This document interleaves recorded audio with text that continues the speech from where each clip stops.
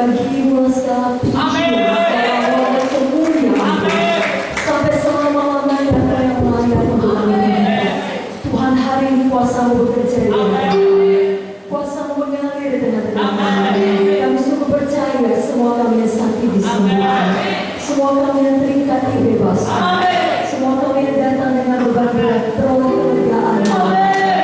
Karena firman-Mu tidak ada amin Tuhan. Langit bumi boleh berlalu, tapi firman-Mu tidak berubah. Di dalam nama Yesus kami buka hati kami untuk taburan firman-Mu. Tuhan Yesus, Engkau yang berdaulat, Roh Kudus, Engkau yang bekerja. Kami hamba-hamba-Mu siap sedia mendengarkan. Dan kami bersatu hati di dalam nama Yesus.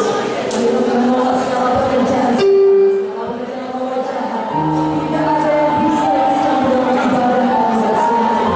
Di dalam nama Yesus kami ikat engkau setan. Apa yang kami ikat di bumi terikat di sorga. Apa yang kami lepaskan di bumi terlepas di sorga. Hanya darah Yesus yang berkuasa menutup kerjaan. Dalam nama Yesus kami dengarkan firman Tuhan yang sukacita. Dan semua kita yang bersukacita berkata, amin. Saudara doa dari saudara terkasih, terima kasih untuk praise and worship. Haleluya. Haleluya. Mari kita angkat Alkitab kita sama-sama dengan kembali bangkit berdiri. Kita mau mendeklarasikan, menyiapkan hati kita untuk firman Tuhan. Bapak Ibu Saudara siap? Mari kita katakan sama-sama, ini adalah Alkitab saya, firman Allah yang hidup. Saya dapat menjadi seperti apa yang dikatakan firman Tuhan. Saya dapat memiliki semua janji Tuhan. Saya adalah pelaku firman, sedangkan saya diajari firman Tuhan yang hidup dan berkuasa. Saya berkuasa sekarang, pikiran terbuka, hati terbuka, dan hidupku pasti diubah oleh firman Tuhan. Amin. Silakan duduk Bapak Ibu Saudara. Amin. Firman Tuhan pasti mengubahkan kita. Karena firman Tuhan itu berkuasa. Firman Tuhan itu adalah otoritas tertinggi di dalam kehidupan kita.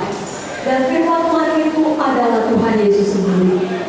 Dan firman yang berkata, kalau kita datang dengan letih lesu dan beban berat, Dia akan memberi kelegaan kepada kita. Firman yang juga menjanjikan bahwasanya masa depan kita adalah masa depan yang indah dan penuh dengan pengharapan. Amin Bapak Ibu Saudara. Berapa banyak di sini percaya bahwasanya firman Tuhan ya dan amin. Mari kita katakan kita. Katakan amin. Berapa banyak di sini percaya walaupun bumi bergoncang, gunung-gunung beranjak, firman Tuhan tetap kekal untuk selama-lamanya. Berikan tepuk tangan bagi Tuhan Yesus. Tapi firman Tuhan ini hanya bisa dijadikan dalam hidup kita kalau kita memiliki hubungan pribadi dengan Tuhan. Sebabnya hari ini saya mau mengatakan langsung kepada Bapak Ibu Saudara yang baru pertama kali datang, pastikan ada Tuhan Yesus di dalam hati Bapak Ibu Saudara. Kita semua manusia telah berdosa. Roma 3 ayat 23 mengatakan seluruh manusia sudah berdosa dan sudah kehilangan kemuliaan Allah. Dan upah dosa ialah maut. Kalau saudara berkata saya orang baik, semua kita dilahirkan dalam dosa. Dan kita membutuhkan juru selamat. Untuk itulah Yesus datang menyelamatkan kita. Sebabnya hari ini pastikan kita tidak sekedar mengetahui tentang Yesus, tapi kita betul-betul memiliki Yesus di dalam hati kita. Mengenal Yesus secara pribadi di dalam hidup kita. Bersekutu dengan Tuhan tiap-tiap hari. Saudara tahu bersekutu artinya saudara boleh bicara dengan Tuhan dan Tuhan bicara dengan saudara. Bapak Ibu Saudara terkasih, kita ini manusia terdiri dari roh, jiwa dan tubuh. Apa Bapak Ibu Saudara? Roh, jiwa dan tubuh. Kalau kita belum memiliki Yesus, artinya roh kita belum dilahirkan kembali, belum lahir baru. Itu sebabnya kalau orang walaupun tubuhnya hidup, jiwanya ada, emosinya ada, pikirannya ada, kalau rohnya belum dilahirkan kembali, ketika dia mati meninggalkan dunia ini, dia akan masuk ke dalam hukuman yang kekal.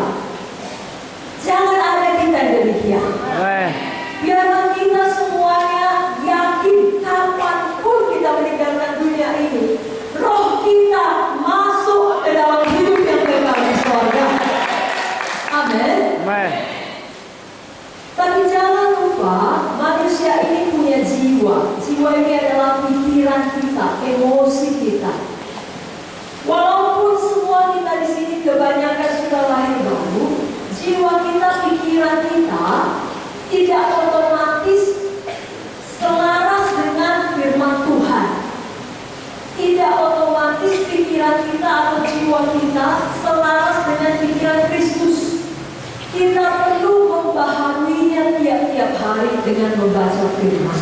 Amen. Apa yang kita pikirkan, itulah yang kita lakukan. Sebagaimana kita berpikir, demikianlah kita. Saya bacakan ayatnya kepada Bapak Ibu Saudara di dalam buku Amsal 23 ayatnya yang ke-7. Amsal 23 ayatnya ke-7 bagian A. Sebab seperti seorang yang membuat perhitungan dalam dirinya sendiri, demikianlah ia. Dalam terjemahan yang lain dikatakan, sebab sebagaimana seseorang berpikir, demikianlah ia. Dalam bahasa Inggris, as a man thinks, so he is.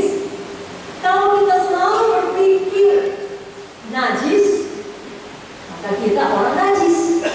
Tindakan kita penuh kenajisan.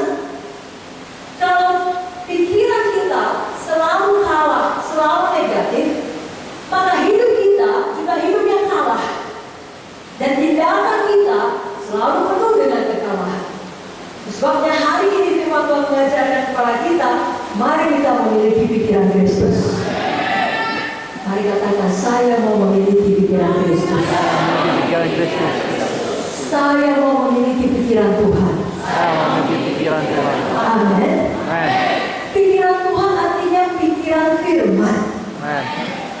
Mari kita lihat kalau kita dari buku Filipi 2.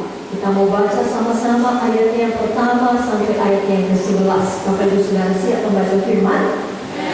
Filipi 2 ayat 1 sampai 11. Yang sudah dapat, yang sudah buka Alkitabnya, katakan amin. Oke, mari kita baca sama-sama Filipi 2 ayat 1 sampai 11. 1, 2, 3 ya. Jadi karena dalam Kristus ada nasihat, ada perhiburan, kasih, ada persekutuan roh, ada kasih mesra dan belas kasihan. Karena itu sempurnakanlah sukacitamu dengan ini. Hendaklah kamu sehati semikir dalam satu hati, satu jiwa, satu tujuan, dengan tidak mencari kepentingan sendiri atau puji-pujian yang sia-sia. Sebaliknya, hendaklah dengan rendah hati dia seorang menganggap yang lain lebih utama daripada dirinya sendiri. Dan janganlah setiap orang hanya memperhatikan kepentingannya sendiri, tetapi kepentingan orang lain juga. Hendaklah kamu dalam hidupmu bersama menaruh pikiran dan perasaan yang terdapat juga dalam Kristus Yesus, yang walaupun dalam rupa Allah tidak menganggap kesetaraan dengan Allah itu sebagai milik yang harus dipertahankan, melainkan telah mengosongkan dirinya sendiri dan mengambil rupa seorang hamba dan menjadi sama dengan manusia. Dan dalam keadaan sebagai manusia, ia telah merendahkan dirinya dan taat sampai mati, bahkan sampai mati di kayu salib.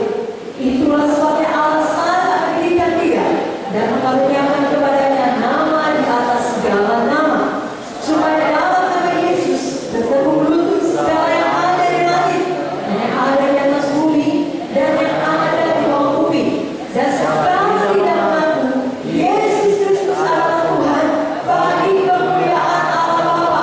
Amin. Baik, mari kita berikan tepuk tangan kepada Tuhan Yesus. Itulah saya cita-cita Bapak Ibu semangat di siang hari ini. Amin. Nah, ini adalah pikiran Kristus. Kalau kita lihat perikopnya di atas dalam Filipi 2 ayat 1 sampai 11 ini, ayat-ayat tadi adalah nasihat supaya kita bersatu, supaya kita merendahkan diri seperti Kristus. Inilah dia pikiran Kristus yang harus kita miliki. Kita harus mau merendahkan diri supaya kita semua bisa bersatu. Dalam ayat pertama tadi dikatakan, kalau hidup di dalam Kristus ada penghiburan kasih, ada nasihat, ada kasih mesra, ada persekutuan roh, ada belas kasihan. Itu menggambarkan satu hidup yang penuh dengan kasih. Kita sudah belajar bahwasanya kasih itu tidak berkesudahan. Baik pengetahuan, baik kuat, bahkan semua hal-hal lain itu akan berakhir. Bahasa roh pun akan berhenti, tapi kasih tidak pernah berhenti. Mari kita belajar hidup sekarang di dunia ini seakan-akan kita sudah hidup di sorga. Hidup di dalam kasih Tuhan. Di dalam ayat 2 dikatakan, karena itu sempurnakanlah sukacitamu dengan ini, hendaklah kamu sehati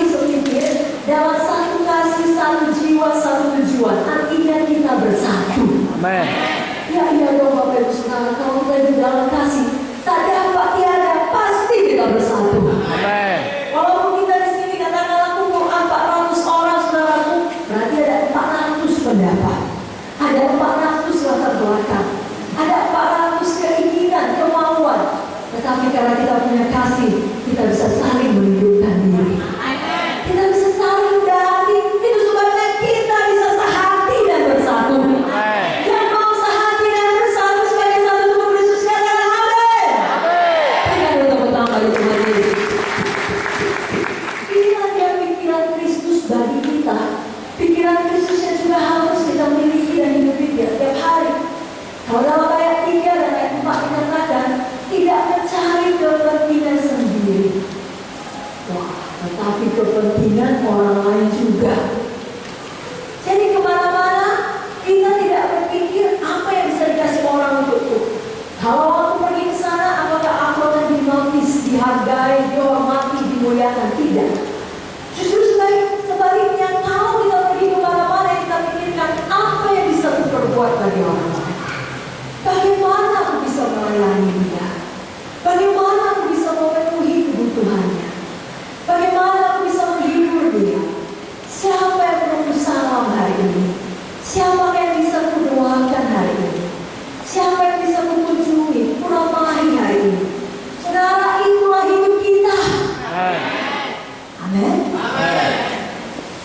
Jangan tiap-tiap orang hanya memperhatikan kepentingan sendiri, tetapi kepentingan orang lain juga.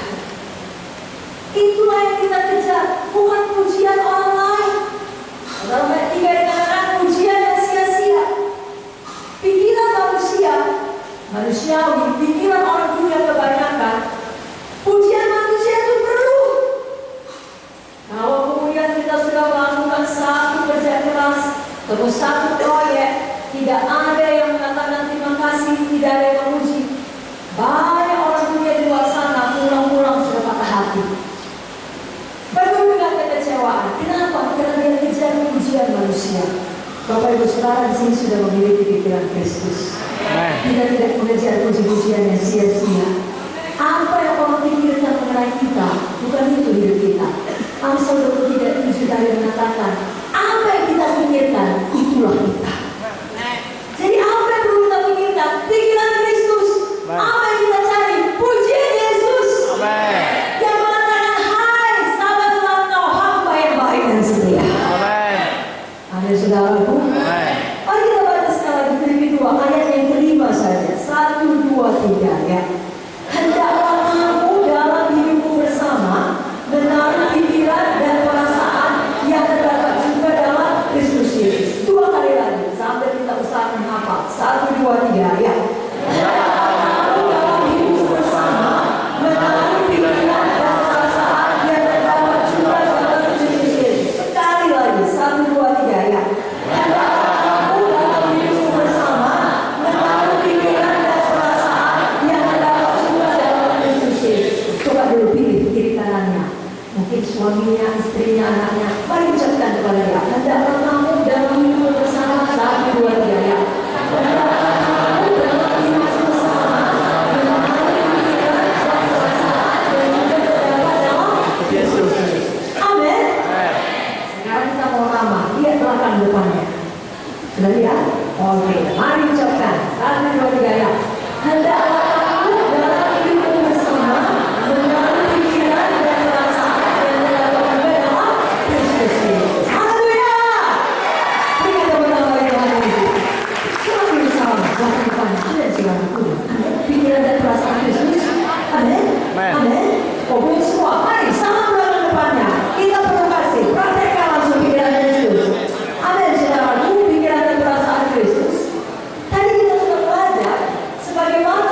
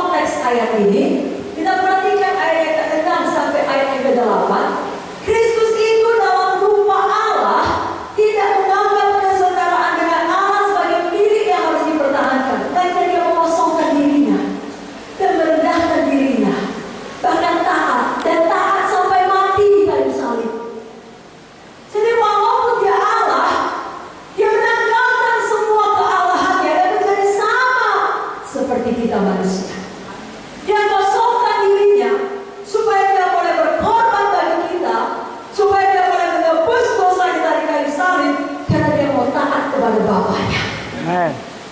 Itulah dia pikiran Kristus. Penuh dengan kerendahan hati. Pikiran yang hanya mau berkorban. Pikiran yang hanya mau melayani. Sebabnya ada ayat katakan anak manusia datang di dunia bukan untuk dilayani, melainkan untuk melayani dan memberikan nyawanya menjadi tebusan banyak orang. Itulah pikiran Kristus, mengosongkan diri, saudara, merendahkan diri. Sebabnya ada juga ayat lain mengatakan serigala punya liang, tetapi anak manusia tidak punya tempat meletakkan kepala. Dia kosongkan dirinya, dia rendahkan dirinya. Itulah pikiran yang perlu kita miliki juga. Walaupun mungkin di dalam dunia ini status sosial kita, status ekonomi kita ada di atas kebanyakan orang, tetapi untuk menyambut panggilan Tuhan, untuk demi menyelamatkan jiwa, untuk melayani, kita rela mengosongkan diri. Kita rela merendahkan diri kita. Saya selalu ingat kehidupan Ibu Munte, Ibu Bapak kita. Pada waktu di awal-awal ketika dia menikah dengan Bapak Munte, beliau adalah dokter spesialis anak, saudara. Yang pada masa itu masih jarang ditemukan. Bukan hanya dokter spesialis anak, tapi subspesialis darah anak. Dan sudah menjadi dosen yang memiliki prestasi yang baik di Universitas Sumatera Utara. Tapi kemudian dibawa Pak Munte ke kampung-kampung yang biasanya dipanggil di rumah sakit penuh dengan tim yang baik tim dokter, baik tim suster. Kalau ada pasien di UGD ataupun di ruangan hanya dengan boros infusnya, susternya tahu melakukannya, suster senior yang memenuhi beliau. Sekarang dibawa ke kampung-kampung. Kalau dulu orang memanggil dengan hormat, dok, sampai di kampung saudara tahu dipanggil apa? Nama dia. Amin, saudara. Yang biasanya pakai baju yang sangat rapi, yang sangat terhormat, harus pakai sarung. Yang biasa boleh berdandan surut dengan apa yang dikehendakinya, ringkas, sekarang harus pakai sabun besar. Karena ibu-ibu di kampung bilang, kenapa nanti gini kalau tidak pakai sabun seperti kita? Maka diberikan sama. Supaya apa? Supaya bisa melayani jiwa-jiwa. Sampai di sana tugasnya apa? Apakah memeriksa orang sakit? Tidak, mencuci piring di sungai, mencari putu daripada anak-anak kampung. Semua dikerjakan oleh Ibu Munte. Membangun sidang ini dari kampung ke kampung bersama dengan Pak Munte. Kenapa? Karena ada pikiran Kristus. Pikiran manusia adalah seperti yang dikatakan oleh teman-teman kolega mereka. Sudah gila Pak. Setiap tahun mengabdikan hidup untuk menimba ilmu. Lalu kemudian sudah berhasil kok ditinggalkan begitu saja. Tidak beres otakmu, tidak waras pikiranmu. Begitu kata dia, begitu pikiran manusia. Tapi pikiran Kristus mengosongkan diri, merendahkan diri supaya boleh berkorban. Dan sekarang umur Ibu Munte sudah 76 tahun, mau 76 tahun sudah. Berikan tepuk tangan bagi Ibu Munte.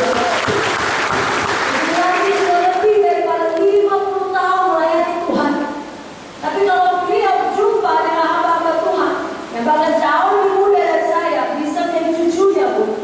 Hanya sudah menikah, dia sangat hormat, memanggil bapak dan bicara dengan baik. Bahkan lebih banyak mendengar. Anak muda tersebut ngomong seakan-akan dia tahu lebih banyak mengenai hidup dan pelayanan. Ibu Munte sudah 50 tahun lebih melayani, tapi dia dengarkan baik-baik. Kenapa? Rendah hati, pikiran Kristus. Itulah yang harus kita miliki dalam hidup kita. Dan saya tahu banyak di antara saudara, bapak-bapak, ibu-ibu juga demikian. Karena memang itulah yang gereja kita di sidang ini diajarkan sejak awalnya. Bagaimana pikiran kita dibaharui selaras dengan firman Tuhan, selaras dengan apa yang dikatakan oleh Tuhan. Saudara, bapak-bapak di sini, mungkin ada pimpinan di dalam tempat pekerjaan saudara, pimpinan dalam usaha saudara. Tapi kalau tiba waktunya melayani, saya tahu saudara bahkan bersedia menjadi pelayan parkir. Karena itu pikiran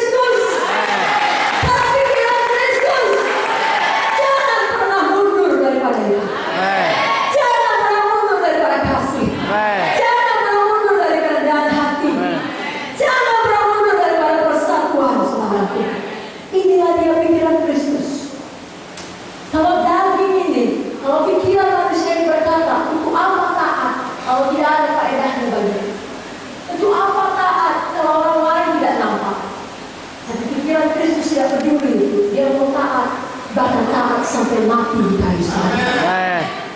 Saudara juga demikian. Saudara mau taat walau tidak ada melihat. Saudara mau taat kepada firman. Anak-anak muda mau taat hidup kudus walau di dalam ruangan kamar sendirian dengan internet yang bebas saudara surfing. Tapi kalau saudara taat, saudara tidak buka pornografi. Amen. Saudara tidak buka situs-situs jahat. Kenapa? Pikiran Kristus. Amen. Ada rasa takut akan Tuhan, taat kepada Bapa di surga. Amen. Mari kita buka Roma 12 ayat 2. Saya mau bacakan kepada Bapak Ibu Saudara. Demikianlah budi kita, pikiran kita ini harus selalu dibaharui. Roma 12 ayat 2. Dapat Bapak Ibu Saudara? Mari kita baca sama-sama karena ucapan kita berkuasa. Amin. 1, 2, 3 ya. Janganlah kamu menjadi serupa dengan dunia ini, tetapi berubahlah oleh pendahuluan dirimu, sehingga kamu dapat membedakan mana cara Allah, apa yang baik, yang berkenan pada Allah, dan yang sempurna. Jadi budi kita ini harus dibaharui, pikiran kita ini harus dibaharui. Kalau kita selamat atau lahir baru, ketika usia kita sudah tinggi, katakanlah usia kita sudah 30 tahun di atas, maka selama 30 tahun kita belum mengenal Kristus, bagaimana pola pikir kita itu sama dengan pola pikir dunia. Pada waktu kita lahir baru, hanya roh kita yang lahir baru. Muka kita kan tidak berubah, saudara. Gak ada kita, kalau tadinya sebelum datang pada Tuhan, hidup kita pesek, lalu kita altar tidak terima Tuhan Yesus, maka tubuh kita tiba-tiba berubah, hidup pesek jadi mancung. Nah, kalau ada kita kulitnya hitam manis karena menerima Yesus sebagai Tuhan dan Juru Selamat, tiba-tiba jadi kuning langsat, ya ada saudara. Semua tubuh ini tidak berubah, hanya roh berubah, jiwa pun belum berubah, budi pikiran pun belum berubah, tidak ada otomatis berubah. Bagaimana berubahnya? Bagaimana memiliki pikiran Kristus? Saudara harus punya waktu untuk membaca firman tiap-tiap hari. Saudara harus menyediakan waktu untuk mendengarkan firman seperti sekarang ini di ibadah kebaktian minggu. Datang ibadah kelompok sel. Bahkan kalau memang pekerjaan saudara sudah siap pukul 6, pukul 6:30, datang ibadah doa syafaat pada hari Kamis. Amin, saudara. Perlu firman Tuhan untuk membaharui budi kita. Sebabnya Bapak Ibu Saudara yang mungkin baru 1 bulan bergabung bersama kami di sini atau di GKI, Bapak Ibu Saudara belum TDRK. Mari kalau baru pertama kali datang, TDRK itu adalah singkatan dari Training Dasar Rohani Kristen. Ikutilah TDRK, karena di situ akan diajarkan firman Tuhan, dasar-dasar kekristenan yang akan mengubah pola pikir kita. Seperti yang dikatakan Roma 12:2 tadi, kita jadi tahu membedakan mana kehendak Tuhan, mana yang baik, mana yang berkenan kepada Tuhan, mana yang sempurna. Orang dunia, pikiran manusia berkata, gak apa-apa bohong dan kebaikan. Pikiran Tuhan berkata, jika ya katakan ya, jika tidak katakan tidak, selebihnya berasal dari si jahat. Tapi kalau tidak diajari di ibadah minggu atau di TDRK atau tidak saudara baca sendiri, saudara tidak tahu itu. Saudara akan tetap hidup seperti sebelum saudara lahir baru. Gak apa-apa bohong itu baik. Gak apa-apa menipu kecil-kecilan asal tidak menyakiti siapa-siapa. Gak apa-apa mencuri dari orang kaya, oh dia tidak terasa. Itu pikiran yang lama, perlu dibaharui oleh firman Tuhan. Kalau ada di PKS, tahu anggota kelompok sel kita belum TDRK, mari kita bawa TDRK. Lalu bagaimana kalau kita sudah TDRK, sudah lama ikut Tuhan, kita lebih perlu lagi firman Tuhan. Tiap-tiap hari kita perlu membaca firman. Tiada hari tanpa firman. Amin. Sebab dunia pada akhir zaman ini Bapak Ibu Saudara penuh dengan semua berita-berita negatif. Hal-hal buruk terjadi di sekeliling kita. Ada bencana alam, ada gempa bumi,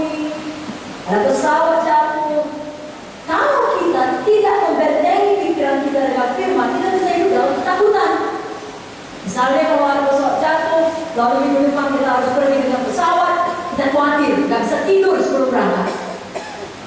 Tapi kalau kita punya firman, kita tahu kita aman dalam lindungan Tuhan. Amen. Amin Bapak Ibu Saudara. Amin. Setan ada di mana-mana kayak zaman ini. Kalau kita tidak punya firman, kita bisa buka pintu bagi setan dan dia bisa menindas menekan kita. Tetapi kalau kita punya firman, kita tunduk pada firman, kita lawan iblis, maka dia akan lari daripada kita. Bahwa waktu yang lalu kita sudah belajar firman Tuhan dan sujud. Firman itu perlu ada di hati kita dan di mulut kita. Amin. Dan zaman sekarang ini karena kemudahan teknologi dan kita bersyukur untuk hal itu, oleh karena kemajuan zaman, semua kita bisa mengetahui seluruh dunia ini hanya dengan sebesar telapak tangan kita. Artinya hanya dengan handphone kita. Saudara tinggal buka handphone, saudara Google apa saja, saudara bisa lihat berita dari seluruh dunia. Dunia begitu besar menjadi begitu kecil. Saudara bisa tahu apa yang terjadi di Amerika, apa yang terjadi di Timur Tengah. Kalau saudara punya kawan di Afrika, saudara bisa langsung bertelepon dengan dia muka dengan muka. Betul saudara? Betul. Dan itu juga digunakan untuk mengenal rohani. Di dalam handphone saudara ada banyak aplikasi Alkitab yang bisa saudara download. Mau bahasa Ibrani kah, mau bahasa Greek kah, semua bisa saudara buat. Kalau saudara mau cari ayat, katakanlah ayat kesemuan, keluar semua ayat. Tapi saudara, saya katakan terus terang kepada saudara, kalau memang firman atau Alkitab, janji Tuhan itu hanya ada di handphone, apalagi tidak ada dengan Alkitab yang ada di lemari. Lalu, Amin. janji Tuhan, firman Tuhan atau pikiran Tuhan bukan perlu ada di handphone. Itu perlu ada di hati kita dan di mulut kita. Di hati kita, artinya di pikiran kita.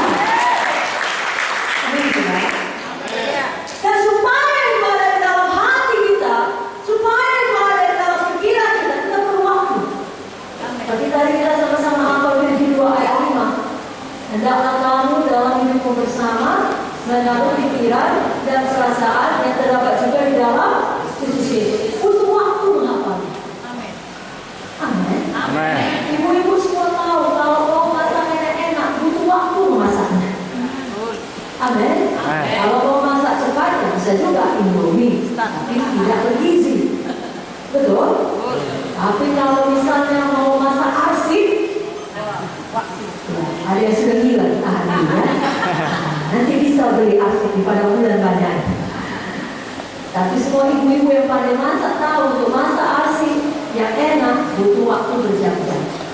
Kalau untuk masak arsik yang kata firman makanan dimakan dibuang ke jamban pun kita mau menghabiskan waktu yang lama. Ini firman Tuhan itu kekal saudara. Amin. Berikan waktu saudara untuk menghafal ayat-ayat firman. Bapak Munte berkata untuk merenungkannya. Tahukah saudara telah dijanjikan oleh Tuhan kalau kita merenungkannya siang dan malam, bertindak hati-hati sesuai dengan segala tertulis di dalamnya, maka perjalanan kita akan berhasil dan berhasil. Yang mau berjalan dengan sudah menentukan amin.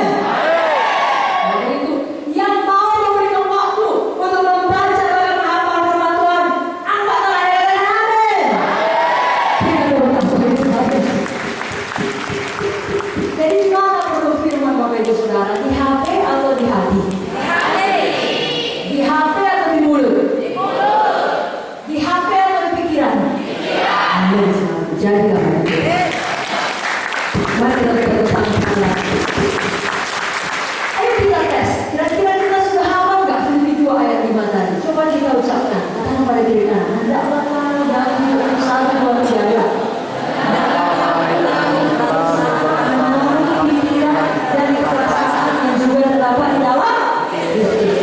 Bagus kan, kebanyakan sudah apa? Berikan kepada yang baik. Saya mau bacakan kepada Bapak Ibu Saudara buku Yesaya 55 ayatnya yang ke-9. Apa kata firman Tuhan dalam buku Yesaya 55 ayatnya ke-9? Seperti tinggi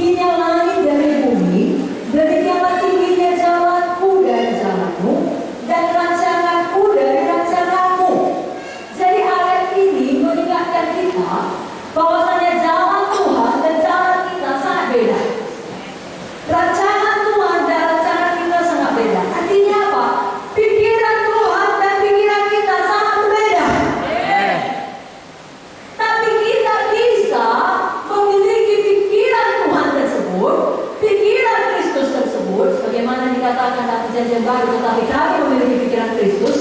Kalau kita menyediakan waktu belajar firman Tuhan, Amen. kalau tidak bisa, saudara, sangat berbeda. Masih ingat cerita anak muda yang kaya? Pikirannya berkata, oh, senanglah kau jiwaku, kau telah mengumpulkan banyak harta, mengisi penuh lubung-lubungmu, sekarang tenanglah kau. Dan seluruh orang pada masa itu sekeliling dia berkata, dia anak muda yang ini macam, masih muda sudah sukses, sudah banyak harta, oh hebat ya. Tapi apa pikiran Tuhan? Hai bodoh. Itulah bedanya pikiran dan bumi. Malam ini jiwamu diambil daripadamu, kemana semua harta? Sebabnya kita harus mengerti pikiran Tuhan. Amin. Kita berita harta di sorga, di mana dengar dan darah tidak bisa merusaknya, dan curi tidak bisa membongkar mencuri. Bagaimana harta kita berada, di situ hati Hati kita berada. Amin. Dari mana kita tahu itu? Kalau kita baca firman. Amin. Amen. Firman Tuhan membaharui pikiran kita, Amin. sehingga kita memiliki pikiran Kristus. Sekali lagi, apakah pikiran Kristus? Firman Tuhan. Pikiran manusia ini berkata saat sakit sudah parah, periksa ke Pineng, bahkan periksa ke Singapura, ke Mongki, lalu dokter sana berkata tidak ada harapan, tunggu saja waktunya, buat surat wasiatmu. Pikiran manusia berkata sudah berakhir. Pikiran manusia berkata tidak ada gunanya diletakkan tangan. Kalau dokter Singapura pun tidak bisa sembuhkan, apalagi cuma diletakkan tangan di gereja, tidak mungkin bisa sembuh. Tapi pikiran Kristus berkata, Dia akan mengampuni segala kesalahanku. Dia menyembuhkan semua penyakitku. Oleh firman-Nya, aku sudah sembuh. Diperlukan waktu untuk menyelaraskan pikiran kita dengan pikiran Kristus. Di saat kekurangan, pikiran manusia akan berkata, jangan beri persembahan, tahan sebanyak-banyaknya. Masih pertengahan bulan, masih awal bulan, jangan memberi. Pikiran Kristus berkata, berilah maka kepadamu akan hidup. Amen. Carilah dahulu kerajaan Allah dan kebenarannya, maka semuanya ditambahkan kepadamu. Sama halnya kalau hari Minggu, pikiran manusia berkata, untuk apa ibadah? Bagus. Kita jalankan Grab kita, lumayan kalau ada penumpang. Kita bisa dapat uang. Bagus cari makan. Daripada 2 jam, 3 jam di gereja, tidak menghasil. Lagi-lagi pikiran Kristus tadi berkata, kita sudah belajar, cari dahulu kerajaan Allah dan kebenarannya, semuanya ditambahkan. Berkat Tuhan akan menjadikan kaya, susah payah tidak menanggung. Hidup dalam dunia ini perlu kali punya pikiran Kristus, supaya kita tidak dibingungkan, disesatkan oleh apa kata manusia yang tidak sesuai dengan firman Tuhan. Hari kita belajar contoh yang baik. Ada satu teladan kita, tokoh dalam Alkitab yang memiliki pikiran Kristus, namanya Paulus. Saudaraku, Paulus ini senang kali hidupnya, amin saudara. Tidak ada penderitaannya, amin saudara. Tidak ada aniaya yang dialaminya, amin. Hah? Banyak aniaya yang dialaminya. Hidup Paulus adalah hidup yang penuh dengan penderitaan. Dan dia berkata, dalam tubuhku ada tanda Kristus. Dan tubuhnya pun luka-luka oleh karena dia mengikut Kristus. Tapi tahukah saudara apa yang dikatakan Paulus dalam surat-suratnya pada sidang pada masa itu? Bahkan dia menulisnya dari penjara. Apa katanya? Bersukacita senantiasa di dalam Tuhan. Sekali lagi dikatakan bersukacita. Bertahan dengan pikiran Kristus. Begitu cara Paulus berpikir, dari penjara, tapi dia berkata bersukacita. Apalagi kata Paulus dalam buku Filipi juga dikatakan segala perkara dapat kutanggung di dalam Dia yang memberi kekuatan. Begitu cara Paulus berpikir, dia bukan berpikir menyerah saja aku, tidak sanggup lagi aku, sudahlah aku mau lari saja. Tidak, segala perkara. Sebagian perkara, Segala perkara. setengah perkara. Segala perkara. Kalau saudara jawab berapa perkara? Segala perkara.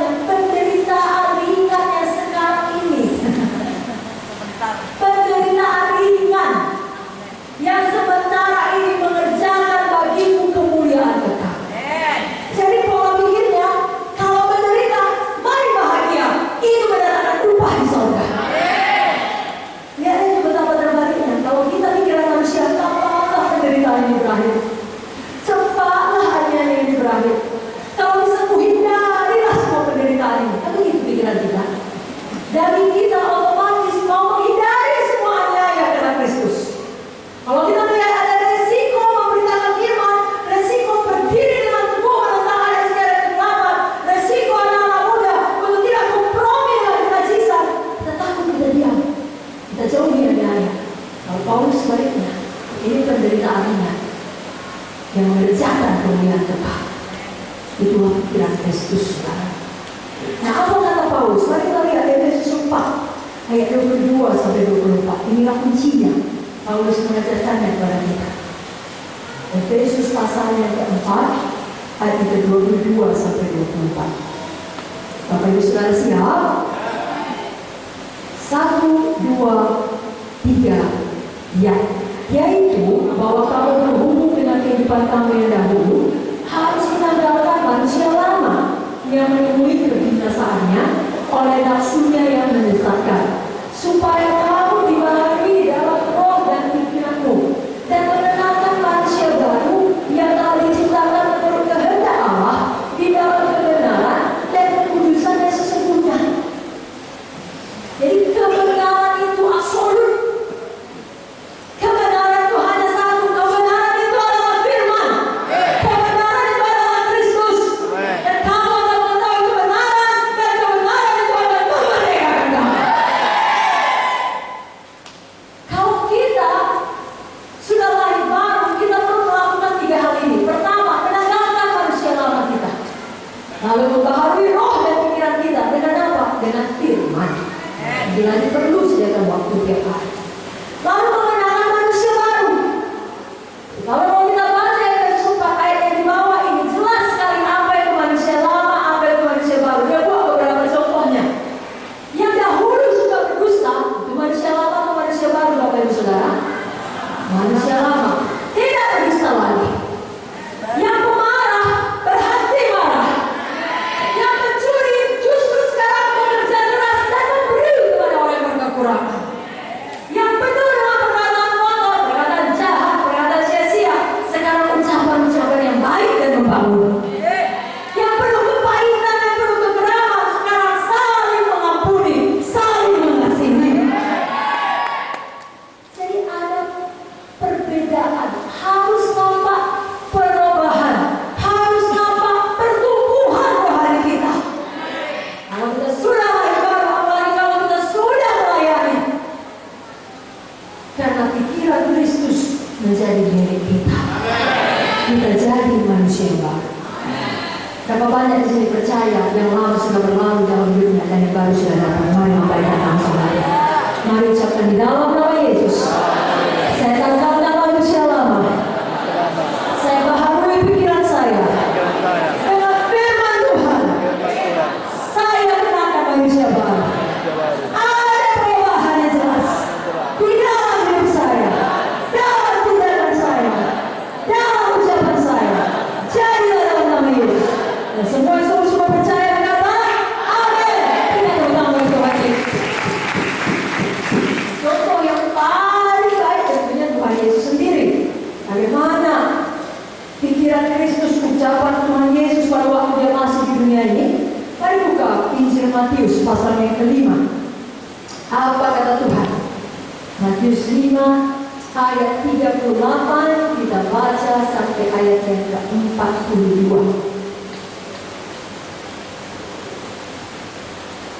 Matius 5 ayat 38 sampai 42. Dapat Bapak Ibu Saudara? Mari kita baca sama-sama. 1, 2, 3. Ya. Kamu telah mendengar firman, mata bagi mata, gigi bagi gigi. Tetapi aku berkata kepadamu, janganlah kamu melawan orang yang berbuat jahat kepadamu. Melainkan siapa yang menampar pipi kananmu, berilah juga kepadanya pipi kirimu. Dan kepada orang yang hendak mengadukan engkau karena mengingini bajumu, serahkanlah juga jubahmu. Dan siapapun yang memaksa engkau berjalan sejauh 1 mil, berjalanlah bersama dengan dia sejauh 2 mil. Berilah kepada orang yang meminta kepadamu, dan janganlah menolak orang yang mau meminjam daripadamu. Amin. Memang ucapannya mudah ya Bapak Ibu Saudara. Tapi kalau tiba dalam kenyataan, betul-betul pikiran Kristus ini harus memenuhi pikiran saudara sehingga mampu saudara lakukan. Ingat Amsal 23:7 tadi, sebagaimana seorang berpikir, demikianlah ia. Makanya pikirkan saya harus mengasihi musuh saya. Sini dikatakan pikiran Kristus, jangan melawan orang yang berbuat jahat kepadamu. Pikiran manusia berkata, lawan, kalau tak melawan bodoh.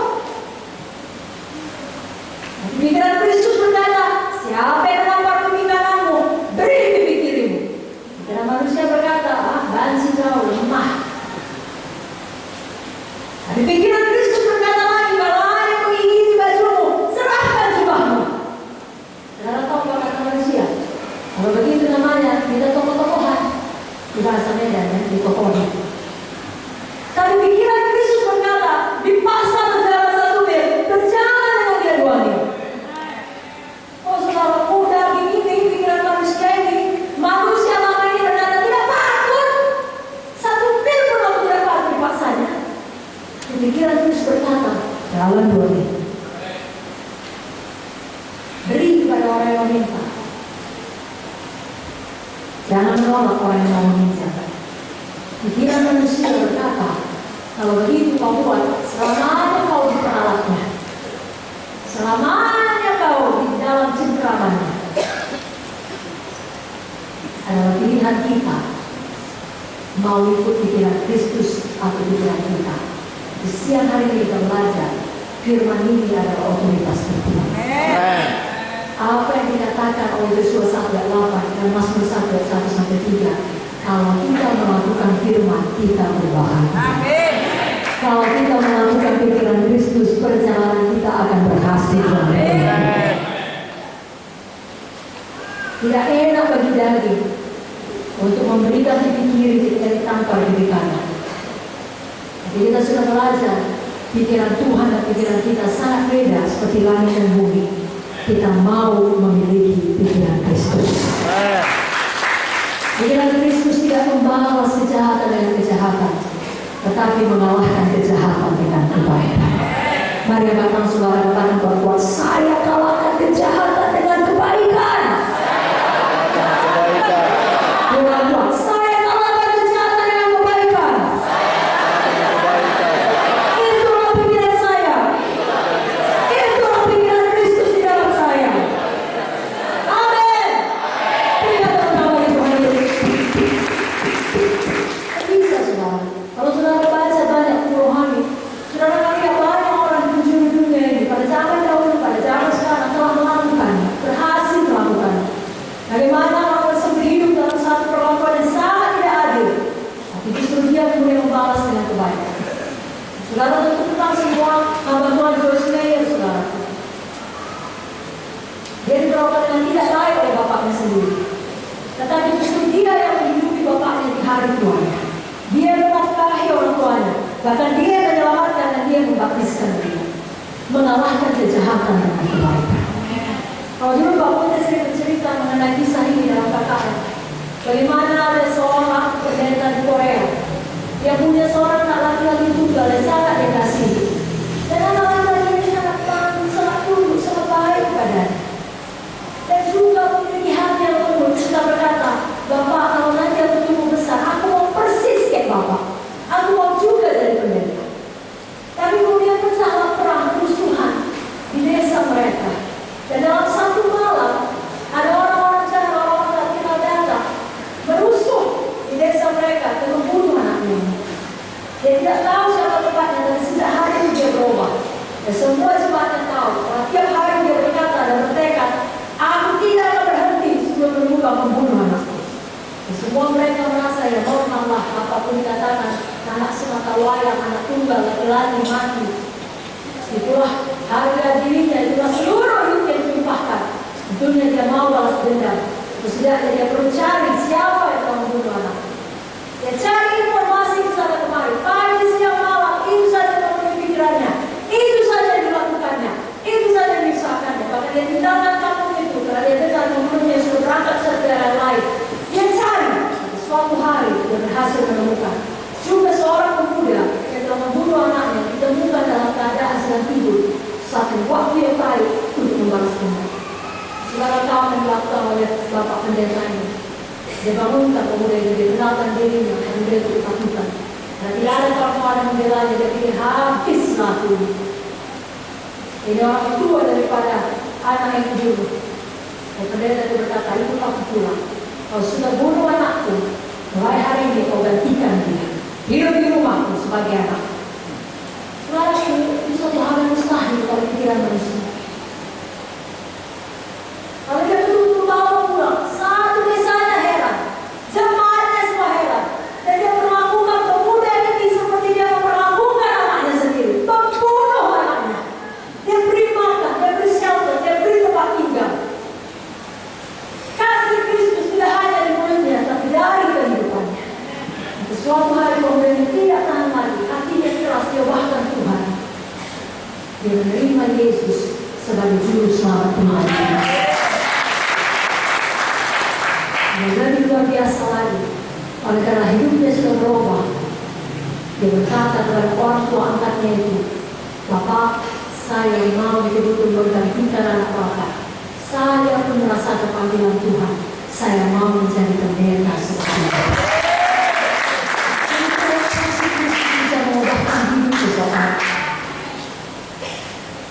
Dalam suatu artikel yang ditulis oleh hakim di Amerika, hakim federal itu, di mana dia menjadi judge yang memutuskan hukuman kepada seorang terdakwa dan tertangkap basah dan terbukti oleh hukum membunuh dengan sengaja, dengan sadis, dengan kejam seorang anak muda masih di bawah umur. Dan sepanjang pengadilan itu berlangsung, di dalam catatan jaksa tersebut, ini anak muda tidak ada menunjukkan sedikit pun remorse, penyesalan. Justru dari sikap tubuhnya, raut mukanya menantang, sangat keras, sangat rusak. Makanya dia mau menjatuhkan hukuman yang seberat-beratnya. Tapi sebelum dia buat hukuman yang seberat-beratnya, diberi kesempatan kepada keluarga yang ditinggalkan yang telah dibunuh tersebut untuk berbicara. Ada dua orang yang hadir, ibu kandungnya dan neneknya. Bayi ibu kandungnya, baik bicara langsung kepada pembunuh daripada anak dan cucu yang mereka kasihi dengan penuh kasih.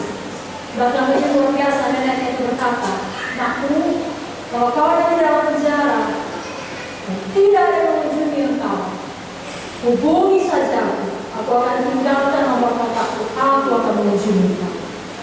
Dan kalau kau mau, kalau kau menulis surat kepada aku pasti menjawab." Pikiran manusia tidak mungkin selalu. Pikiran manusia seharusnya meludahi pembunuh tersebut dan menginginkan kematiannya, atau setidaknya menginginkan hukum membalaskan setimpal seberat-beratnya hukuman kepada pembunuh itu. Sebagai beberapa orang melihat mukanya pun tidak mampu. Tapi dalam pikiran Kristus, karena kasih karunia Tuhan, kita dimampukan. Kita dimampukan berjalan dalam kasih. Saudara tahu orang kata artikel yang sejak saya itu, ketika kata-kata itu selesai dilontarkan, maka terdakwa yang dari awal persidangan tidak ada menunjukkan sedikit penyesalan berubah seketika. Bahunya yang tadinya begitu tegak berdiri sombong turun. Kepalanya yang menengadah menantang mukanya tunduk, mulai menangis. Kalahkanlah kejahatan dengan kebaikan. Begitu Kristus, saudara. Dan itulah yang Tuhan mau kita miliki. Tuhan mau kita benar-benar hidup di dalam kasih. Saudara, mungkin kita saya kenal, dan saya tahu kita dikenal orang banyak di luar sana. Kita dikenal oleh karena kita sangat mengasihi. Jangan pernah kehilangan citra itu. Kita memang tidak dikenal sebagai kumpulan orang-orang kaya. Tidak ada orang bilang, kalau mau cari relasi pergilah ke GKI. Tapi orang bilang, kalau mau cari Tuhan, kalau mau cari kasih, pergilah ke GKI. Dan Tuhan mengubahkan hidup kita di sini. Jadi orang-orang yang diberkati. Karena memang itu juga pikiran Kristus. Jangan kehilangan dasar kita, jangan kehilangan kasih kita. Apalagi khususnya kita sudah memasuki bulan November. Nanti tanggal 29 November di akhir bulan ini, dan kita mengingat atau diingatkan kembali itu adalah hari ulang tahun Bapak Munte. Sekaligus dengan hari ulang tahun gereja kita. Berikan tepuk tangan. Jangan itu menjadi sekedar peringatan, rutinitas atau berlalu tidak kesan. Pakai momen yang baik ini, betul-betul kita kembali kepada kasih Tuhan. Kalau berkata, untuk apa dia kawan Bapak itu dia sudah mati? Saya mau katakan kepada saudara, kalau saya tidak salah hari Kamis, 3 hari yang lalu. Karena saya salah satu partner yang sering memberi kepada Billy Graham Ministry. Masuk email ke dalam saya punya iPad. Judulnya, On Billy Graham 100 years birthday. Artinya, di hari ulang tahun Bapak Billy Graham yang ke-100. Saudara tahu Bapak Billy Graham sekarang? Di surga. Tahu Bapak kita, Bapakmu. Tetapi Tetapi orang-orang yang dipengaruhi oleh karena hidupnya, oleh karena pelayanannya, tahu berterima kasih kepadanya, tahu berterima kasih kepada Tuhan, tahu menyatakan kasih, tahu bersyukur, supaya dia rayakan ulang tahun yang ke-100. Kalau orangnya tidak ngerti. Nah, tentunya tidak ada satu orang pun di dunia ini yang mengatakan Billy Graham atau pelayanannya sesat. Dia adalah orang yang dikenal sebagai pastor Amerika, saudara. Semua presiden Amerika setelah Perang Dunia Kedua datang meminta nasihat padanya. Mulai daripada Bapak Harry Truman sampai kepada akhirnya Bapak Barack Obama. Kedatangannya itu ada George Bush, ada Bill Clinton, semuanya meminta nasihat kepada dia. Bagaimana pelayanan yang telah mengubahkan Amerika, mengubahkan negara-negara di Eropa Timur, saudara buka internet, saudara lihat luar biasa mereka yang mengubahkan dunia ini. Tidak ada yang bisa mengatakan yang dilakukan itu sesat, saudara, karena memang begitulah orang menyatakan kasih dan hormatnya. Anaknya Franklin Graham meneruskan legasi warisannya. Sampai hari ini tetap mengadakan KKR sebagaimana dilakukan oleh Bapak.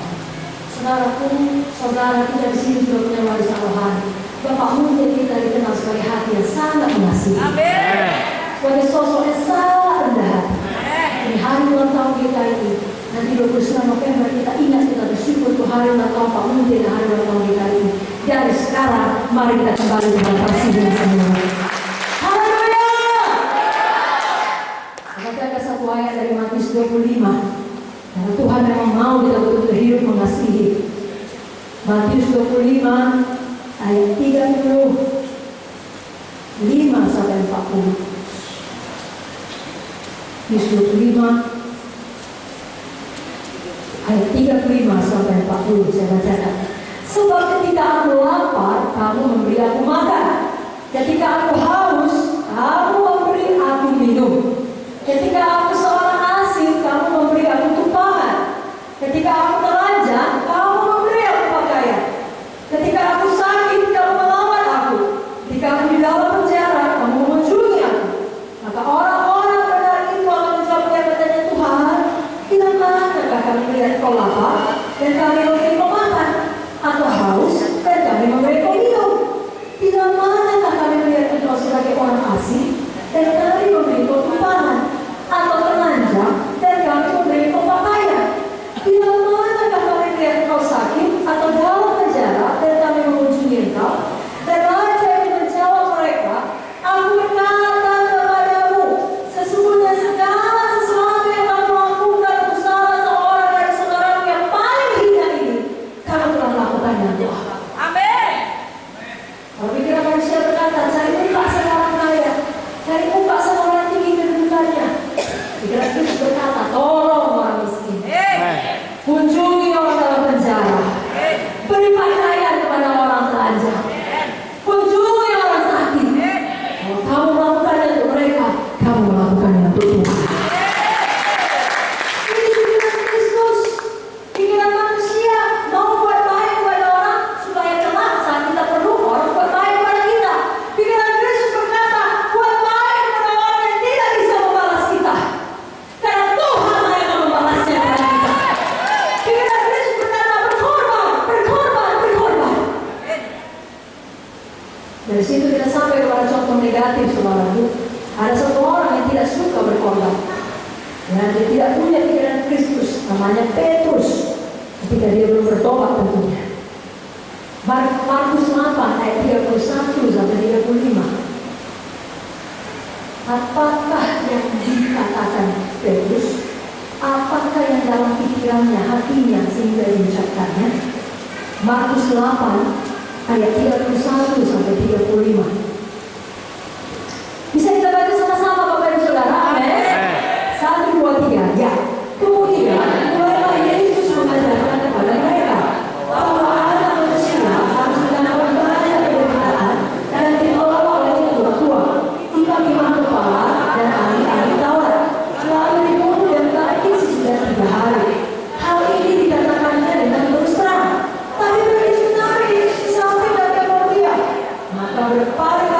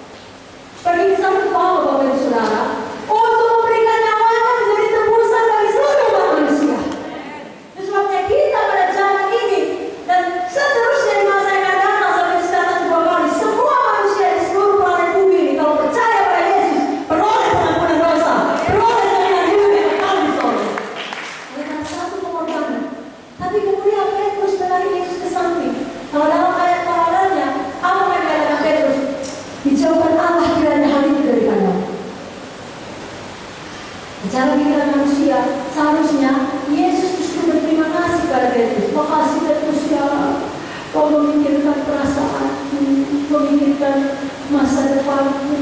Ialah hizaukan Allah kiranya. Begitu jawab Yesus. Dia bahkan bilang, enyahlah Petrus. Apa kata Tuhan Yesus? Enyahlah iblis. Karena ucapan Petrus, karena dia ayat-ayat saudaraku, berasal dari pikirannya tidak sesuai dengan pikiran Allah, tidak sesuai dengan pikiran Kristus. Sebab dikatakan enyahlah iblis, engkau bukan memikirkan apa yang dipikirkan Allah, melainkan apa yang dipikirkan manusia. Kehendak Tuhan, pikiran Kristus berkorban, menyerahkan dirinya menjadi tebusan bagi banyak manusia. Tapi yang diucapkan Petrus, jangan kau berkorban. Kalau saudara apa itu roh iblis? Roh iblis itu roh apa? Roh anti korban, roh anti Kristus. Jadi semua roh anti Kristus adalah roh yang tidak suka berkorban. Nah, sampai sekarang apalagi kayak zaman ini, roh anti Kristus kecil-kecil. Oh banyak saya saudaraku mau membesarkan anak-anak Tuhan. Jangan kau berkorban. Untuk apa sangkal diri? Untuk apa siapkan waktunya baik baca firman? Tidak usah. Jangan berkorban uang untuk penginjilan orang lain. Jangan kau tahu untuk anak-anakmu, keluargamu. Jangan berkorban waktu. Kau perlu bangun hidupmu. Jangan kau menginjil. Jangan kau mengunjungi. Itu roh antikristus. Dia tidak mau berkorban. Saudara tahu sebagaimana Yesus berkorban dan kita semua bisa diselamatkan. Saya mau katakan pada saudara, kalau saudara mau berkorban waktu saudara menginjil, akan banyak jiwa bisa diselamatkan. Kalau saudara mau berkorban waktu saudara mengunjungi, akan banyak mujizat demi mujizat demi mujizat demi mujizat terjadi. Kalau saja kita mau pergi dan memberitakan Injil, karena kuasa itu bekerja dan tidak akan pergi. Dan setiap pernyataan Injil kita akan ditemukannya dengan tanda ajaib dan mujizat. Itu janjinya. Dia bukan manusia sehingga berbohong. Tuhan kita tidak bisa berdusta. Kalau dia berfirman dia lakukan. Kalau dia berjanji dia genapi. Dan Allah kita yang setia. Mari memiliki pikiran Kristus, pikiran yang mau berkorban. Saya mau tanya langsung pada Bapak Ibu Saudara. Mau saudara berkorban sepanjang minggu ini menyediakan waktu saudara untuk menginjil? Semua yang mau angkat tangan saudara katakan amin. Mau saudara berkorban sepanjang minggu ini? Kalau ada dalam sektor saudara lembaga saudara yang sakit untuk mengunjungi dia dan mendoakan dia, kalau saudara mau angkat tangan saudara katakan amin. Mau saudara berkorban sepanjang minggu di Antazo dan minggu depan membawa jiwa baru di ibadah kita 2 hari tahun ini? Saudara mau angkat tangan saudara tinggi katakan amin. Kerajaan setan dihancurkan. Saudara adalah orang-orang yang sangat disegani oleh setan. Dia manusia baru. Manusia lama saudara tanggalkan, yang hanya mementingkan diri sendiri, yang mencari pujian dan sia-sia. Manusia baru saudara katakan, yang mengosongkan diri dan mau berkorban, yang mau taat saudara. Amin. Satu contoh lagi ayat yang terakhir. Saudara sudah sih dari ayat yang terakhir. Berarti sudah kita mau siap saudara ya. Bagus. Dan cepat siap, velocity kita lalu menginjil kita. Aku amin ya. Wahyu 2. Ini juga sesuatu yang tidak baik jangan kita ada di dalamnya. Wahyu 2. Kita baca ayat 2 sampai 5.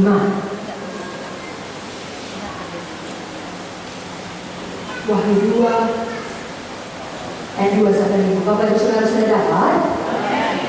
Bisa kita baca bersama-sama? Amin. 1, 2, 3. Ya. Aku tahu selama kebenaranmu, baik kebenaranmu maupun kebenaranmu. Aku tahu bahwa kau tidak berasal dari orang jahat, bahwa kau telah mencobai mereka yang menyebut rasul.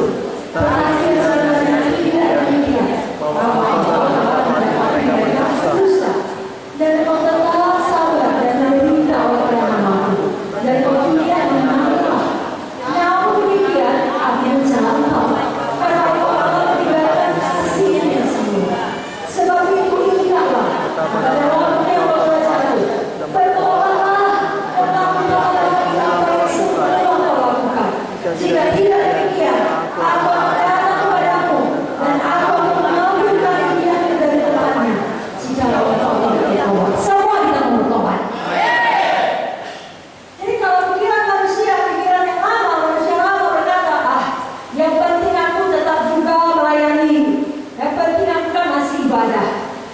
Dokter berkata, yang penting adalah kerja keras.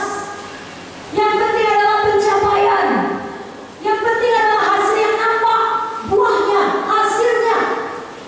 Saudaraku, negara Kristus mengatakan sebaliknya. Yang penting adalah motif saudara. Yang penting adalah kasih mendasari itu semua. Karena suatu hari kelak seluruh pekerjaan kita akan diuji, kita tidak mau terbakar. Kita tidak mau menjerami saudara. Kayu kita mau untuk emas yang baru. Kenapa bisa demikian? Karena kita digerakkan oleh kasih Kristus. Amen. Kasih yang panas, tidak suam-suam saudara. Kalau kita baca buku 1 Korintus 13, ayat yang pertama jelas mengatakan, tanpa kasih semua sia-sia, itulah intinya. Saudara punya iman dan sempurna memindahkan gunung pun, saudara bisa bicara semua bahasa manusia, bahkan bahasa malaikat yang notabene tidak mungkin. Tapi kalaupun mungkin, tanpa kasih, sama dengan gong yang beriring, cara menurut Anda, artinya sia-sia. Hari ini kembalilah pada kasih yang baru. Amen. Apa kata 1 Yohanes 3 ayat 16? Maksud saudara yang tadi saya bilang itu ayat terakhir. Inilah ayat terakhir saudara. Saudara ampuni saja, amin. Kasih mengampuni. 1 Yohanes 3 ayat 16. Oh, dalam nama Yesus ini yang terakhir Tuhan. 1 Yohanes 3 ayat 16. 1, 2, 3 ya. Demikianlah kita ketahui kasih Kristus. Bahwa Dia telah menyerahkan nyawanya untuk kita, dan kita menyerahkan nyawa kita untuk saudara-saudara kita. Itulah yang kita mau lakukan sejak hari ini. Pikiran Kristus, pikiran penuh kasih. Memang firman adalah Tuhan sendiri, tapi jangan lupa Tuhan adalah kasih. Katakan amin. Amin. Mari katakan bersama-sama, Tuhan adalah kasih. Tuhan adalah kasih. Mari katakan lagi, hendaklah kami dalam hidup kami bersama. Hendaklah kami bersama. Menaruh pikiran dan perasaan. Menaruh pikiran dan perasaan. Yang terdapat juga dalam Kristus Yesus. Terdapat dalam Kristus Yesus. Yakni kasih. Yakni kasih. Amin. Amin. Kita baca tadi, bagaimana Kristus telah menyerahkan nyawanya untuk kita. Kita dianjurkan menyerahkan nyawa bagi saudara kita. Begitu. Amin. Kita diharapkan menyerahkan nyawa bagi saudara kita. Kita wajib. Saudara pada sekarang 1 Yohanes 3 ayat 16. Bukan dianjurkan Bapak Ibu Saudara, tapi diharuskan. 1 Yohanes 3 ayat 16. 1, 2, 3 ya. Demikianlah kita ketahui kasih Kristus, yaitu bahwa Ia telah menyerahkan nyawanya untuk kita, dan kita wajib menyerahkan nyawa kita untuk saudara. Sekali lagi, kuat-kuat, semua membaca. 1, 2, 3 ya. Demikianlah kita ketahui kasih Kristus, Bahwa Dia telah menyerahkan nyawanya untuk kita, dan kita pun wajib menyerahkan nyawa kita untuk saudara. Itulah dia kasih Kristus. Itu sebabnya Yesus disebut sebagai gembala yang baik. Amen. Raja Yohanes 10 mengatakan gembala yang baik menyerahkan nyawanya untuk domba-dombanya. Amen. Dan saudara di sini pun, maafkan saya saudara, saya tunjuk saudara, dan saudara ingat ini semua. Dan saudara di sini pun harus menjadi gembala yang baik. Amen. Karena semua saudara bahkan belum menikah, anak-anak muda sekalipun, kelak akan menjadi gembala. Setidaknya gembala itu anak bagian saudara. Amen. Bagi saudara PKS, saudara gembala kepada anggota saudara, bagi saudara pemimpin sektor, saudara pelayan Tuhan dalam departemen apapun. Semua kita dipanggil Tuhan untuk saudara menjadi gembala yang baik. Amen. Wajib menyerahkan nyawa kita untuk saudara-saudara kita. Saudaraku, saya kemarin membaca buku rohani, dalam buku itu ada satu kisah mengenai seorang misionaris. Saya tidak usah sebutkan di negara mana, tapi dia orang barat dan dia tinggal di negara itu. Saya bilang adalah kulitnya berbeda. Ketara langsung dia misionaris, saudara mengerti? Dan dia misionaris di situ sudah puluhan tahun. Istrinya di bawahnya tinggal di situ, 3 orang anaknya tinggal di situ. Bahkan saudara perempuannya dengan iparnya, ya, suami dari saudara perempuannya dan anak mereka pun ikut tinggal di situ, melayani Tuhan bersama-sama, menjadi revolusionaris di negara itu. Tapi kemudian terjadi perang. Dan begitu perang, di mana kapal-kapal perang didatangkan dalam situasi sangat buruk, orang tembak-tembakan yang di film-film itu selalu. Sehingga gereja yang mengutus mereka concernlah akan keselamatan safety mereka, hati dan berkata, ya, menghubungi dari misionaris ini, pulanglah. Nanti kalau situasi sudah lebih baik, kau bisa kembali lagi. Atau setidaknya mengungsi ke negara terdekat yang tidak kena perang. Misionaris berkata, tidak, saya tidak mau pergi. Saya punya domba-domba bergembala. Bagaimana masuk 23, saudara ingat, gembala yang baik membawa kita kepada air yang tenang. Dia berkata, saya pun mau seperti itu, membawa domba saya ke air yang tenang, rumput yang hijau, khususnya di masa perang ini. Saya tidak mau pergi. Tapi kemudian didesak terus oleh pihak keluarga, karena anaknya masih kecil-kecil, saudaraku. Yang lama menikah, kalau dia menikah, anaknya dibawanya dan istrinya tunggu di situ, belum besar. Setidaknya salah kalau istrimu dan anakmu juga saudara-saudari perempuanmu dan keluarganya, dia bersetuju. Mereka berdoa dan mereka berkata. Tapi karena sudah sangat buruk, tidak bisa keluar perbatasan dengan biasa, harus pulang penduduk. Mereka memutuskan pergi ke negara yang terdekat dengan memakai perahu kecil, skoci atau sampan, semacam perahu. Langkailah seluruh keluarga, ya, dan anak-anak, semuanya di situ, 13 orang totalnya. Dan pada malam hari ketika berangkat, diperkirakan dalam waktu 2-3 hari pasti sampai ke negara seberang yang dituju, tempat aman. Tapi karena tidak juga menerima kabar, dijanjikan kalau nanti sampai kirim telegram. Tiba hari Minggu, lalu dia beribadah seperti biasa, seperti dari sini, amen. Mereka kumpul-kumpul dulu sebelum mulai ibadah. Ada yang tutup pintu mengatakan telegram. Seluruh jemaatnya lihat dan jemaatnya tahu itu masih menunjukkan mengenai keluarga. Maka mereka sampai ke selamat atau tidak. Pendeta dibuka.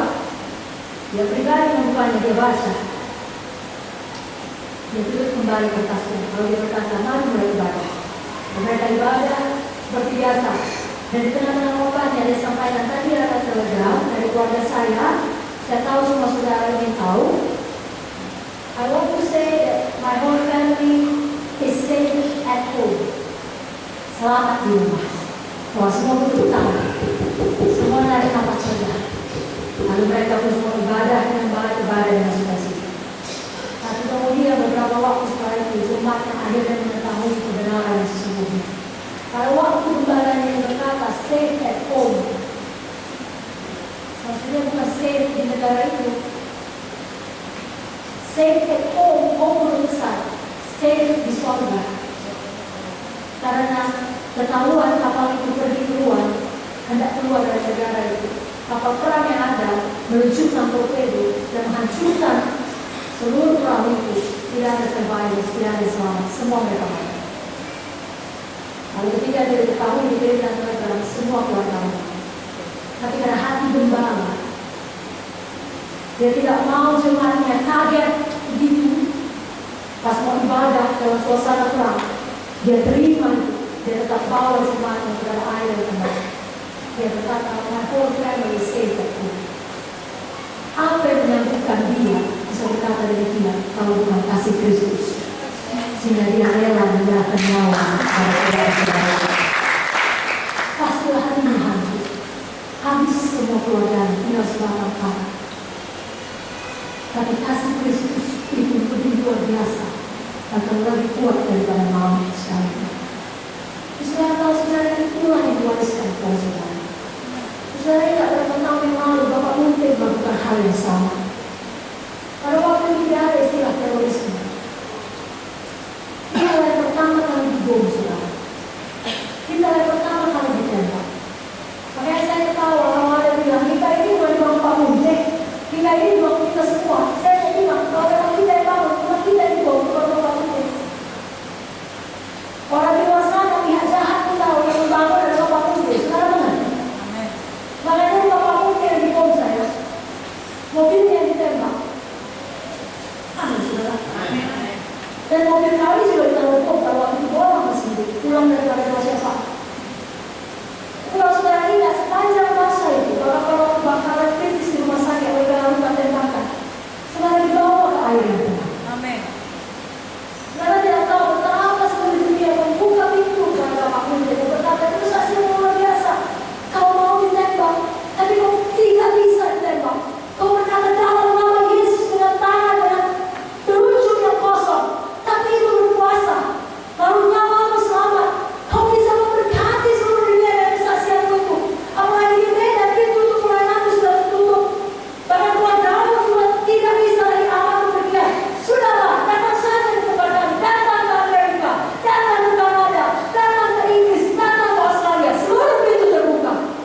gembala yang baik. Nah, mungkin kalau waktu tidak tahu sampai kapan situasi berlangsung, sampai kapan rumah kami harus dikawal polisi, sampai kapan kami tidak boleh kuliah lagi. Tidak ada jaminan sampai kapan, saudara. Sampai kapan telepon yang mengancam berhenti menelepon rumah kami. Dan setelah itu sudah telepon menjawab, saudara. Tidak tahu, saudara, kalau saudara kita saudara tahu makan selalu dan juga tidak ada pembaganya. Ya orang bisa masuk sampai pada kamar tidur bapak saya, kamar tidur kami. Dan setelah kejadian pemboman penembakan di rumah seperti penjara. Seluruh jendela ditaruh kaca setebal 4 cm. Supaya kalaupun ditembak, kita berharap pelulunya tidak menembus sekali tersebut. Yang tadinya begitu terbuka, bangun tembok tinggi, kiri kanan buka belakang. Biasanya kalau lihat ke belakang, jumpa sama ya tetangga yang punya sawah belakang, ketawa, menyapa. Ini tidak nampak apapun lagi. Hidup berubah sepenuhnya. Tapi karena kembali kasih kepada saudara, kasih kepada sidang Tuhan, kasih kepada domba, saudara tetap dibawa ke air. Dan kita pun semua punya masalah. Tapi dalam kasih karunia Tuhan dan kasih Tuhan yang ada pada saudara, pikiran Kristus manusia baru, saudara mampu membawa domba saudara kepada air. Amin. Semua saudara DKS, semua saudara kasih, semua saudara kaum bapak, kaum ibu, orang tua, keluarga di tempat ini. Karena kita semua punya gembala agung namanya Yesus. Dia yang terlebih dahulu membawa kita ke air dan memampukan kita untuk memadani langkahnya. Kita mengasihi jiwa-jiwa dan rela memberikan nyawa kita bagi mereka. Adakah siang hari ini kita mau berdoa untuk kembali kepada kasih dan semoga adakah nama yang lebih kuat lagi? Maka saudara betul-betul nanti menyanyi menyembah Tuhan yang mohon Roh Kudus mencurahkan kasihnya semua pada saudara. Saya tidak mau menghakimi saudara, tetapi justru saya mau menolong saudara. Kalau sebelumnya saudara begitu komitmen mengasihi Tuhan, selalu bawa jiwa, kembalilah bawa jiwa. Kalau sebelumnya saudara selalu menyala-nyala menginjil mengunjungi, kembalilah menyala-nyala menginjil. Kalau sebelumnya saudara tukang pemilu selalu berdoa syafaat anggota BDS, kembalilah BDS, kembalilah datang doa syafaat. Dan masing-masing di antara saudara, apapun komitmen saudara dahulu, karena kasih Kristus ke saudara, kembalilah pada kasih saudara, kembalilah pada komitmen kita. Saudara yang bahagia dan berjalan saudara berhasil dan beruntung. Mari kita bantu